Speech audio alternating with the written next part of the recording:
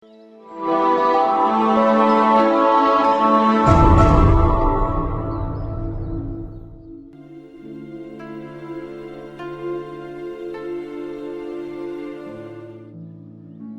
Catholic कलीसिया हर साल 1 नवंबर को तमाम मुक़द्दसीन की ईद मनाने के बाद 2 नवंबर को मरहूम मानदारों की ईद इंतहाई अकीदत और ईमान के साथ मनाती है, क्योंकि मसीहों की ज़िंदगी बपतिस्मा के ज़रिए हमेशा की ज़िंदगी का सफ़र शुरू कर देती है। हम खुदावंद यीशु मसीह में जीने, मरने और जी उठने का इकरार करते हैं। पाक कलाम मरहूमीन की रूहानियत को इंतहाई तफसील के साथ पेश करता है, क्योंकि हम इस ज़मीनी सफ़र से अब्दी सफ़र पर गामज़द रहते हैं। हम मसीही ज़मीनी मौत के बाद हमेशा की ज़िंदगी पर ईमान रखते हैं। हमारा अकीदा है कि हम में से पहले मसीह में जो सो गए हैं वो दोबारा ज़िंदा होंगे, क्योंकि हमारा निजात दहिंदा खुदावंद यीशु मसीह मुर्दों में से जी उठा और मौत पर हकीकी फतह पाता है और हमारे लिए आसमान में जगह तैयार करता है, ताकि जब हम ज़मीन से इंतकाल करके आसमान पर पहुँचे तो हकीकी शादमान हो। आइए आज की तिलावतों में इस रूहानियत से फैज़ याब हो। आज की पहली तिलावत जो कि हिकमत की किताब उसके 30वें बाब में से ली गई है। इसमें हम पढ़ते हैं हिकमत की किताब में रासबाज या रासकार की शानदार मौत का बयान है। अगरचे वो दुनियावी अज़ियत से गुजरता है, लेकिन उसकी ज़िंदगी सबकी कुर्बानी की तरह कबूल की जाती है और रासकार का इनाम खुदा की बादशाहत का वारिस ठहरना है, क्योंकि उसकी रूह खुदा के हाथ में होगी और अज़ाब उनको ना छुएगा। बिलाशुबा रासकार ने अपनी ज़िंदगी में खुदा के फजल को हासिल कर लिया होता है और यकीनन उसकी रूह पाकीज़ा हालत में होती है। मुबारकबादियों में लिखा है, मुबारक है वो जो पाक दिल है, क्योंकि वो खुदा को देखेंगे। आज की दूसरी तिलावत जो कि करंथियों के पहले खत 15वें बाब में से ली गई है। हम देखते हैं कि मुक़द्दस पौलुस रसूल करंथस की कलीसिया को ये बात समझाते हैं कि मौत एक भेद और अटल हकीकत है जिसको ईमान की निगाह से समझा जा सकता है। खुदावंद यीशु मसीह ने मौत पर फतह पाकर हमें हमेशा की ज़िंदगी के वारिस ठहरा दिया, क्योंकि यीशु के ज़िंदा होने से मौत फतह का लुक़मा होगी। ऐ मौत तेरी फतह कहाँ रही? ऐ मौत तेरा डर कहाँ रहा? खुदावंद यीशु ने सलीब पर फतह पाकर मुर्दों में से जी उठकर हमारे लिए हमेशा की ज़िंदगी की राहें इस्तेमाल कर दी। आज इंजील मुक़द्दस जो कि यूहन्ना के 7वें बाब में से ली गई है, हम सुनते हैं कि खुदावंद यीशु मसीह आसमान पर जाने से पहले अपने शागिर्दों और ईमानदारों के लिए खुदा से दुआ और इल्तिजा करते हैं कि मैं चाहता हूँ कि जहाँ मैं हूँ वो भी मेरे साथ हो। खुदावंद यीशु मसीह के ये अल्फाज उसकी लाजवाब मोहब्बत और खुदा की बादशाहत का तसलसल है। यीशु हमें जलाली कलीसिया और ईमानदारों की जमायत बनाना चाहता है।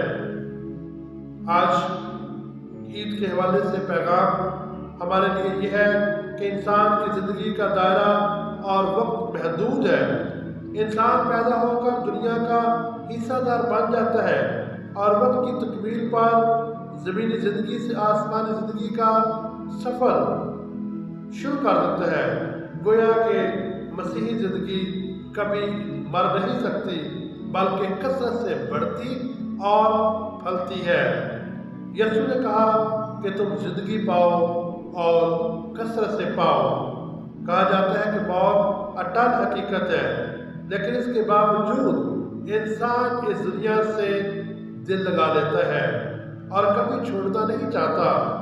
مقدس پولس رسول کہتے ہیں ایمانداروں کی زندگی ختم نہیں ہوتی بلکہ بدل جاتی ہے۔ ہماری زندگی کا اصل مالک اور خالق خدا خود ہے، جس نے انسان کو اپنی شبیہ پر تشکیل دیا اور مٹی کے پتلے میں اپنی روح ڈالی تاکہ وہ خدا کی تخلیق کا ساتھی بن جائے۔ رازکاروں کی روحیں خدا کے ہاتھ میں ہے۔ مسیحی ایمان کے مطابق خدا نے اس کائنات کو جب پیدا کیا تو کہا اچھا ہے، اور انسان کو مٹی سے پیدا کر کے اپنی روح اس میں پھونک گئی۔ اس لیے ہم کہہ سکتے ہیں کوئی خدا کی بادشاہت نیکوکاری کی ہے۔ ایمان کی 4 خاص سچائیوں میں ہم پڑھتے ہیں کہ خدا نیکوکاروں کو ہمیشہ کی زندگی کی جزا دے گا۔ اس لیے رازکار شخص کی زندگی کو کبھی زوال نہیں آ سکتا، اور نہ ہی وہ ختم ہوتی ہے بلکہ وہ منتقل ہو جاتی ہے۔ بائبل مقدس میں مرغوب ہے کہ رازکار کی صداقت اس کی راہ ہموار کرتی ہے۔ امثال 11 باب اور 10 ہے۔ اس لیے جہلوں کی نگاہ میں وہ گویا مر گئے اور ان کا انتقال بدبختی سمجھا گیا، لیکن وہ سلامتی میں ہے۔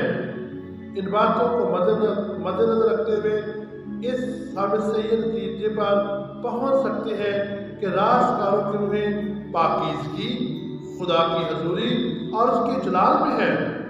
دراصل رازکاری کے کاموں کے سبب ہی سے ہم جنت کے وارث ٹھہرتے ہیں اور اس کے جلالی بدن کا حصہ بن جاتے ہیں، جیسا کہ اس نے ہم سے وعدہ کیا ہے۔ بلکہ پہلے تم اس کی بادشاہی اور راستی کو ڈھونڈو تو سب چیزیں تمہیں دی جائیں گی۔ متی اس کے 6 باب اور اس کی 33 آیت میں یہ لکھا ہے۔ اگر ایماندار انجیلی اقدار کو اپناتا ہے تو یقیناً وہ خدا کے نزدیک اس فضل کا حقدار ہے جو وہ ہم میں سے ہر ایک کو دینا چاہتا ہے۔ اس لیے خدا کی بادشاہت کے حقیقی وارث ٹھہرنے کے لیے اس کی میراث کی نگہبانی بہت ضروری ہے۔ مثلاً بھوکے کے لیے روٹی توڑنا، پیاسے کو پانی پلانا، پردیسی کو اپنے گھر میں اتارنا، ننگے کو کپڑا پہنانا، اور بیمار کی عیادت کرنا اور قیدی کی خبر گیری کرنا۔ انسان کو اپنے رویے کی درستگی کرنے کے لیے اس کی مرضی پر چلنا ضروری ہے تاکہ وہ ہمیشہ کے عذاب سے بچ سکے اور راست باز کی طرح ہمیشہ کی زندگی کا وارث ٹھہرے۔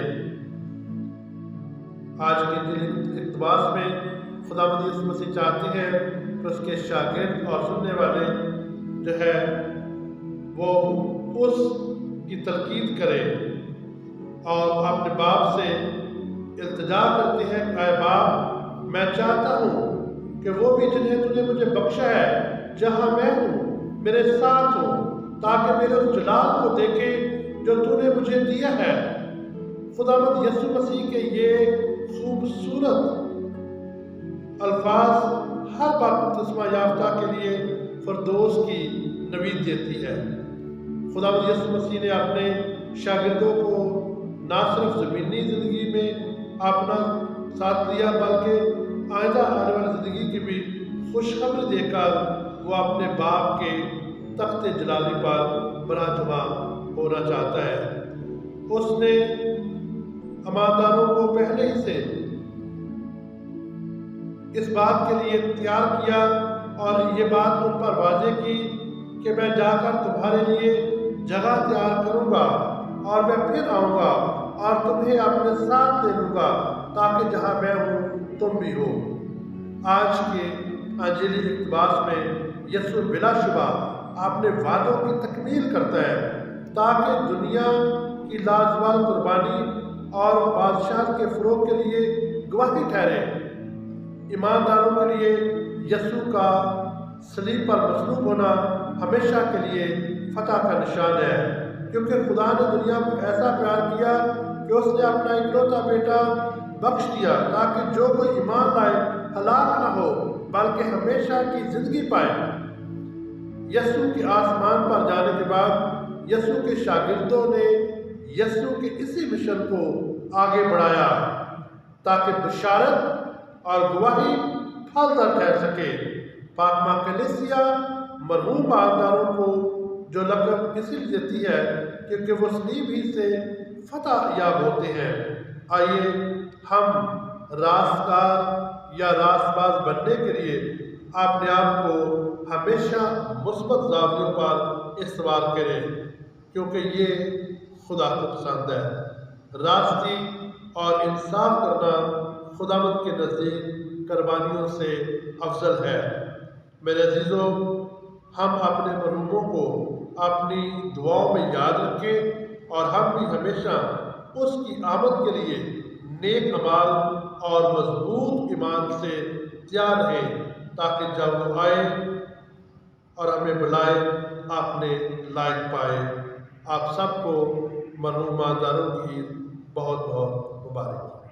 آمین۔